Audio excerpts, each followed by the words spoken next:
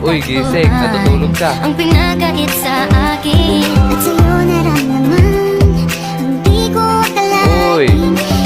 uy pre, ba't nga subject natin ngayon eh, no? May assignment ba tayo dun? Pakopya naman dyan, hehe. Wala tayong assignment dun. Guys, nandyan na si ma'am.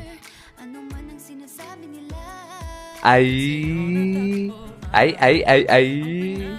Oh, sino na nagkakrush sa teacher dyan? Kaway-kaway. Wow. Okay, class, nakapag-ready na ba kayo ng sarili nyong isosolve na problem? Sinabi ko na sa inyo yan nung last meeting natin na sa Blackboard nyo isosolve yan para ma-share sa inyo mga kaklase. Okay, dahil dyan mabunot ako sa index card. Rio, ma'am, present, never absent. Nandyan ka na pala. Meron ka na bang isosolve na problem?